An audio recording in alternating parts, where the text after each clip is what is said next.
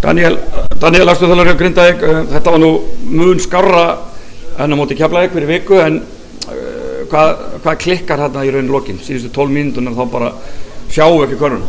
Já, það er raunverulega þannig að við bara ákvarðanatökur og skotval og svoleiðis, það var ekki nægilega gott og við vorum látað þá íta okkur út úr okkar sóknarækjunum sem höfðu gengið vel svona framan af og við stóðum okkur á mörgum köflum bara lengi vel, bara mjög vel og miklu meiri ákjörð í okkar leik heldur en undanfarið, þannig að það er alveg jákvætt en við þurfum að hugsa hvernig við tökum ákvarðanir hérna seinna í leikinn og ég veit að við erum þreyttir og þess áttar erum við kannski spila og kannski fá á mönnum og svona en þú veist, þegar við tökum leikliða tvisvar og við skorum hérna bara ekki 12 mínútur á þessum tíma sem við tökum þessi leikliða, þá þurfum við aðeins að fara að endurskoða okkar leik.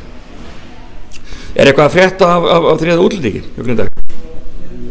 Ég bara er ekki alveg með það á hreinu, það er bara aðtuga með, ég bara heyri stjórninni, hvernig það hefur verið sett. Já, ég verið að spyrja bara rétta menn að því, en hvað með framhaldið? Hvernig líst þér á framhaldið? Þetta er á uppleið eða eitthvað? Þetta er á uppleið og æfingarnar hafa verið miklu betri núna undanfarna daga.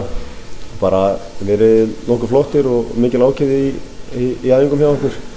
Og Lúis er að koma svona inn í þetta, hann þarf náttúrulega kannski aðeins meiri tíma í leikformið, bara því miður, en það kemur og við veitum hversu hann er megnuður, þannig að ég hef ekki að segja að við erum betri bara í næsta leik.